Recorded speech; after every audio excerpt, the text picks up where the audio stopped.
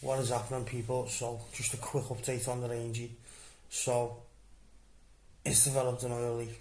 As surprised, not surprised, sorry. Not surprised in the slightest that I've got a fault. It's a Range Rover after all, innit? Still under warranty, so if whatever, I think it's engine oil. So, if it's covered under the warranty, then it's not going to cost me nothing anyway. If it's not covered under the warranty, the dealer who sold me the car is going to be paying for it, whether he likes it or not. I'm not spending 12 grand on a Range Rover with a fucking engine oil leak, or whatever leak it is, because I had it looked at dead quick by the lads in Alfred's, and they said it was a hydraulic leak coming from under the engine bay. Now, like I said before, I've worked on older Range Rovers. I had a P38 for ages, and I'm pretty sure they didn't have no hydraulics under the engine bay. So I don't know if these two, if anyone else knows, you can let me know in the comments if there's any hydraulic systems under the engine bay in the 2011 L320 Range Rovers bought. The parking sensors are fucking up, but that's something I can do myself. I've got the code reader, read the code, and it was inner right rear parking sensor. So there's a new parking sensor gone in, and it's still doing the same. So I'm gonna have to take the back bumper off this weekend and have a look at the wiring loom, because I can't see it. There's nothing else it could be. If the parking sensor that the iCar soft is saying is faulty has been replaced with a genuine Jaguar Land Rover part, then the only other thing it can be is the wiring loom, because it'll come on every now and then. It doesn't bother me, it's for the missus when she's putting the car up the driveway, so she's not blocking the pavement. So it comes on and off. It's weird.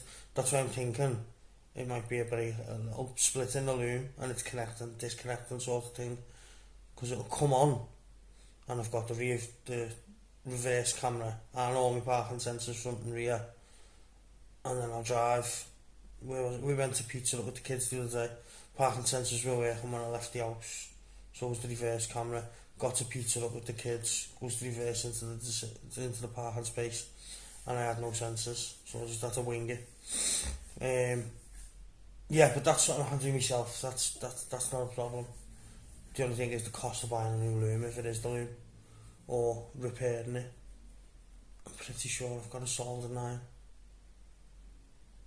Yeah, I'm pretty sure I've got a solder 9 if it needs doing, and then just get some heat wrap on it. Yeah, but I didn't think there was any hydraulics under the engine bay on the L320. The only thing I thought it could have been when they first said, "Oh, you've got a hydraulic leak," was it might have been one of my shocks seeping, was the hydraulic shocks.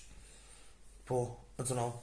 It's booked in to be looked at. Well, I'm going to book it in today or tomorrow to get looked at by a proper Jaguar Land Rover specialist.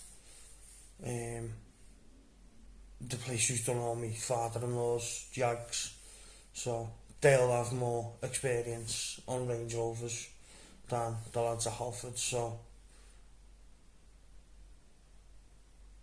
it's just a case of booking it in now. I've just had a look then, it's only leaking a bit, it's not like fucking pissing everywhere, do you know what I mean, but it's leaving a little puddle, and I've just been out then and had a look, well, this morning, and had a look at it, and it's like a browny, slippery oil, so I'm thinking it's an engine oil leak. Initially I took it back to the dealer who sold me the car and left him with the MOT, with what Halford's, not the MOT, the inspection, what Halford's had done on it, and it said hydraulic leak under the engine bay. I think it was near side, I can't remember. The thing's in the car. And I've left it with, I took it back over to the dealer. He said he was going to sort it, and if he couldn't fix it, he was going to book it in with his JLR specialist over the water there. And then he rang me back and said it was fixed. He'd found a diesel leak and he's fitted a brand new JLR part. But I don't think it was diesel, and I don't think it was a hydraulic leak. I think it's engine oil leak. So chances are that's not going to be covered under a warranty, even the gold RAC warranty. So if that's the case, then Michael Spot Check's going to be getting a very, very expensive phone call, because I'm not paying 12 grand for a Range Rover that's got a fucking engine leak. It's just not happening. He can either knock some money off the car and send me a couple of grand back over, or he can take the car back, fix it himself and sell it. Not asked. I've bought enough shitty dodgy cars in my days. I don't need to be doing one now. Don't mind it when you're spending like 500 quid on a car and it's got a bit of a seep. Do you know what I mean? Or when you're spending like less than 2 grand on a car and it's got a little bit of a fucking weep or something. Do you know what I mean? A little bit of engine oil every now and then. But this is leaving the same size puddle every night since about 3 or 4 days after bringing it home. Like I said, parking sensors, I can sort that myself. But if it's still playing up after I've put a new loom and I'm going to replace the parking sensor, what it's telling me is still faulty. So I'll replace the sensor and the wiring loom once I get the bumper off at the weekend. And then if that still doesn't fix it, when it goes into the JLR specialist who does dads, Jags, then I'm just going to see if they can switch off the parking sensors and just make sure I've still got the reverse camera. I'm not bothered about parking sensors. I've been driving big cars for fucking years. It doesn't bother me parking big cars, but to get it as close to the house when I'm backing it up the driveway, it would be handy to have either the parking sensors or the reverse camera. Do you know what I mean? Because our driveway isn't exactly that long, and when my missus parks it up the driveway, she thinks she's right by the wall and she's blocking the pavement outside the front of the house. So it's going to be handy to have one or the other. So if my fix doesn't work by having a look at the wiring loom, fixing that if it needs fixing and putting the new sensor in, then I'll see if the JLR garage can knock either or off. So if they can knock the parking sensors off and leave the camera, or knock the camera off and leave the sensors, I don't really care either way. It'd be nice to have both, but it's a Land Rover and a JLR. So our fella's had the same problem before with the V8 before he sold it. When he had the S-Type R, he had the same problem with his parking sensors. His was a bit older than mine, but it's just one of them things, innit? You buy a Range Rover, you expect these little niggles and problems, but if the leak isn't covered under the warranty, either Michael Spot Check will be paying for it and sending me some money back over for the car, or he'll be taking the car back. Just can't be arsed now. Like I said, I've drove enough shitty cars in my life. I don't need to be spending 12 grand on a car that's pissing oil or whatever it's pissing out all the time. And the sensors aren't working. And when I was sold the car, I was told it had a clean MOT, no advisories, and it's got about 4 advisories on the suspension, which will be getting done in the summer by myself anyway. The only thing I'll have to do is, once I've done them, take them into like Halfords or Quick Fit or something and just get the wheel alignment redone, just to make sure I haven't knocked everything out of kilter, because I haven't got the stuff to do wheel alignment, so I'm not spending fucking thousands just so I can realign the wheels and that. So I'll just book it in, something like 40-50 quid in it. So that was it, just a quick update.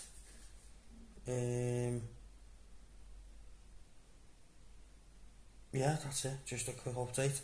So next weekend I will be, well, depending on depending on when it gets booked in, I think it's dual something auto, I can't remember, but it's only 3 miles away, and it's like I said, it's the place that's done me missus' dad's Jags for better part of the last 8-10 years, so they'll know what they're looking at, they'll know what they're looking for. Depending on when I can get it booked in with them and how long it's going to take them to do it. If the car's still here this weekend, I'll be taking the back bumper off and seeing if there's any breaks in the wire and lube, and if there is, either repair it or stick the bumper back on, order a new loom, wait for it to come, then take it off again and replace the loom and the parking sensor. Other than that, there's not going to be nothing else getting done on the Rangy until the summer, because I just can't be bothered jacking the car up in this cold weather and lying on the floor under the car changing suspension parts. Don't need to. It's not affecting the way the car drives, so it can wait till the summer, and I'll probably just do the brakes. I'll do the discs and pads in the summer as well. So that's it for now, and I will catch you probably at the weekend, depending on how things go with getting this leak looked at. So expect a video this weekend of me, an idiot, taking a rear bumper off and trying to fix a wiring loom, or to try and see if there's a fault or a break with the wiring loom. Because if it's not that, it's going to be the module, and they're like 150, 160, something like that. So we'll just have to see what it is, and I'll catch you in a bit.